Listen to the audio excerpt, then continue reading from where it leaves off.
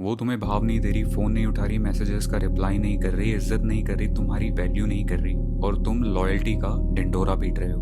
बहुत सारे लड़के जिंदगी में फंसे हुए हैं क्योंकि उन्हें लॉयल्टी और अटैचमेंट के बीच का फर्क ही नहीं पता। लॉयल्टी का मतलब ये नहीं है कि तुम किसी के साथ हो क्योंकि तुम उसको चाहते हो, तुम उसके साथ खड़े रहते हो, उसको सपोर्ट करते हो, उसकी रिस्पेक्ट भी करते हो, लेकिन तुम ये सब तब तक करते हो जब तक तुम्हारी वैल्यू होती है, तुम खुद की वैल्यू भी करते हो। तुम्हारा पार्टनर अगर किसी डाउन फेज में है तो तुम उसके साथ हो बिना कंप्लेन किए, और तुम उसके साथ रहना चाहते हो किसी ज़रूरत की वजह से नहीं, अपनी चॉइस की वजह से। अटैचमेंट एक अलग चीज़ है, यहाँ पर तुम खुद को बिना उसके अधूरा महसूस करने लगते हो। तुम्हारा मूड, एनर्जी, कॉन्फिडेंस, हैप्पीनेस सब उसके रिएक्शन पे डिपेंड करती है। एक दिन उसका मैसेज नहीं आया, तुम्हारा मूड खराब हो जाता है। ये प्यार नहीं है, ये इमोशनल एडिक्शन है। वो तुम्हारी इज्जत करे ना करे, तुम्हारे सेक्रीफाइसेस की वैल्यू करे ना करे, तुम्हारे एफर्ट्स को समझे ना समझे, फिर भी तुम इमोशनली एडिक्टेड हो, उससे अटैच्ड हो। तुम इस अटैचमेंट को लॉयल्टी का नाम देते हो और तुम कहते हो कि तुम लॉयल हो।